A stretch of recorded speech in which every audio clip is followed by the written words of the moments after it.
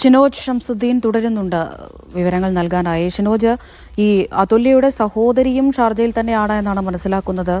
നമ്മൾ അവരുമായിട്ട് സംസാരിക്കാൻ കഴിഞ്ഞിട്ടുണ്ടോ? അവരുടെ എന്തെങ്കിലും പ്രതികരണം കിട്ടുന്നുണ്ടോ?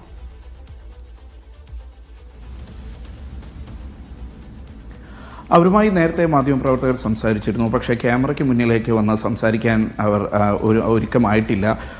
നാളെ അല്ലെങ്കിൽ ഇനിയുള്ള മണിക്കൂറുകൾ വളരെ നിർണായകമാണ്. ഇക്കാര്യത്തിൽ ഒരു ശക്തമായ നിലപാടെടുക്കാൻ കഴിയുന്നത് അതുല്യയുടെ സഹോദരി അഖിലയ്ക്കാണ്.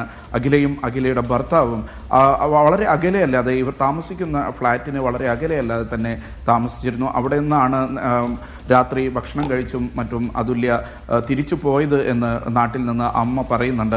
അപ്പോൾ ഈ അഖിലയുടെ നിലപാടും അവർ ഈ പ്രശ്നത്തിൽ എത്രമാത്രം ശക്തമായി അവർ ഉറച്ചു നിൽക്കുന്നു എന്നുള്ളതും വളരെ നിർണായകമാണ്. അടുത്ത ദിവസങ്ങളിൽ പ്രോസിക്യൂഷനിലും അതേപോലെ തന്നെ പോലീസിലും ഇവിടുത്തെ കോടതിയിലും ഇത് ഒരു കൊലപാതകമാണ് എന്നുള്ള സംശയമുണ്ടെങ്കിൽ ആ തെളിവുകൾ സഹിതം ഈ ഒരു നിയമ പോരാട്ടം നടത്തേണ്ടത് അഖിലയാണ്.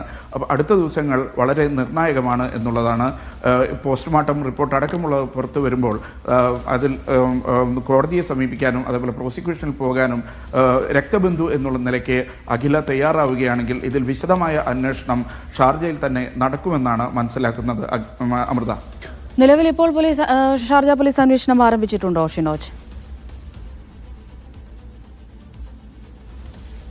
ഇപ്പോൾ അസ്വാഭാവിക മരണത്തിനാണ്, കാരണം ആത്മഹത്യ ചെയ്ത നിലയിലാണല്ലോ കണ്ടെത്തിയിട്ടുള്ളത്. അതുകൊണ്ട് അസ്വാഭാവിക മരണത്തിനാണ് ഇപ്പോൾ കേസ് രജിസ്റ്റർ ചെയ്ത് അന്വേഷണം ആരംഭിച്ചിട്ടുള്ളത്. ഇനി അടുത്ത ദിവസം ഈ പറയുന്ന പരാതികൾ മുന്നിലെത്തുമ്പോഴും അല്ലെങ്കിൽ ഈ പോസ്റ്റ്മോർട്ടം റിപ്പോർട്ടിൽ അസ്വാഭാവികത കാണുമ്പോഴും ആയിരിക്കും ഇതിന് കൊലപാതകത്തിൻ്റെ സ്വഭാവമുണ്ടോ എന്നുള്ള അന്വേഷണം ആരംഭിക്കുക. അപ്പോൾ നേരത്തെയുള്ള തെളിവുകൾ സഹിതം സഹോദരി പബ്ലിക് പ്രോസിക്യൂഷൻ്റെയും പോലീസിൻ്റെയും മുന്നിൽ എത്തേണ്ടതുണ്ട്. അതിനെ തുടർന്നായിരിക്കും കൊലപാതകമാണോ എന്നുള്ള കാര്യത്തിൽ, അല്ലെങ്കിൽ ഈ ഫോറൻസിക് റിപ്പോർട്ടിൽ അസ്വാഭാവികമായ പലതും മുന്നോട്ട് വരേണ്ടതുണ്ട്.